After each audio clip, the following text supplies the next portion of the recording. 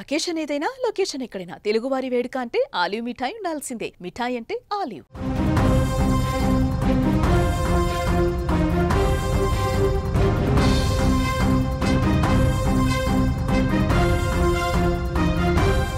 భారతదేశంలో విమాన ప్రయాణాలకు ఊహించని బ్రేక్ పడింది. ఆఫ్రికా ఖండంలోని ఇథియోపియాలో బద్దలైన అగ్ని పర్వతం నుంచి వెలువడిన దట్టమైన బూడిద మేఘాలు ఇప్పుడు ఉత్తర భారతంపైకి విస్తరించడం దేశవ్యాప్తంగా కలకలం రేపింది. ఈ అనూహ్య పరిణామాలతో పలు విమాన సర్వీసులు రద్దయ్యాయి. ప్రయాణికులు తీవ్ర ఇబ్బందులు పడుతున్నారు. ఈ మొత్తం ఉద్రిక్తతకు కారణం ఇథియోపియాలో ఉన్న హేలీగుబి అగ్నిపర్వతం. దాదాపు 12,000 ఏళ్ల సుదీర్ఘ నిశ్శబ్దం తర్వాత ఆదివారం నాడు ఈ పర్వతం ఒక్కసారిగా పెను విస్ఫోటనం చెందింది. ఈ విస్ఫోటనం తీవ్రత ఎంత ఉందంటే దీని నుంచి వెలువడిన అపారమైన బూడిద మేఘాలు కొన్ని వేల కిలోమీటర్లు ప్రయాణించి వచ్చాయి. ఎర్ర సముద్రం మీదుగా ఇవి మొదట ఒమెన్ దేశాల వైపు దూసుకువెళ్ళాయి. ఇక అక్కడి నుంచి ఉత్తర అరేబియా సముద్రం గుండా ప్రయాణించి సరిగ్గా ఇప్పుడే మన భారత గగనతలంలోకి ప్రవేశించాయి.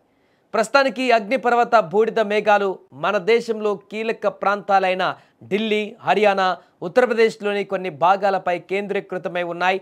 వాతావరణ నిపుణుల అంచనా ప్రకారం ఈ మేఘాలు వాతావరణంలో చాలా ఎత్తులో ఉండటం కొంచెం ఊరటనిచ్చే విషయం.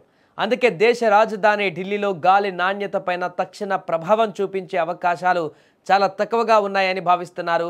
అయినప్పటికీ విమానానికి ఏమాత్రం కూడా ఇది పెను ప్రమాదమే. సో ముందు జాగ్రత్త చర్యగా దేశంలోని అగ్రగామి విమానయాన సంస్థలు తమ సర్వీసులను నిలిపివేశాయి. ఈ గందరగోళ పరిస్థితులలో directorate general of civil aviation రంగంలోకి దిగింది.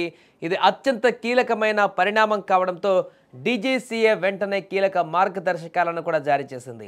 బూడిద ప్రభావిత ప్రాంతాలకు దూరంగా ప్రయాణించాలని, అవసరమైతే తాజా సమాచారం ఆధారంగా రూటింగ్, ఇంధన ప్రణాళికలను వెంటనే మార్చుకోవాలని విమానయాన సంస్థలను డీజీసీఏ ఆదేశించింది. విమానంలో ప్రయాణిస్తున్నప్పుడు బూడిద మేఘాల కారణంగా ఇంజన్ పనితీరులో తేడాలు, క్యాబిన్లో పొగ లేదా వాసన వంటివి ఏమైనా గమనిస్తే తక్షణమే రిపోర్ట్ చేయాలని పైలట్లకు, సిబ్బందికి సూచించింది.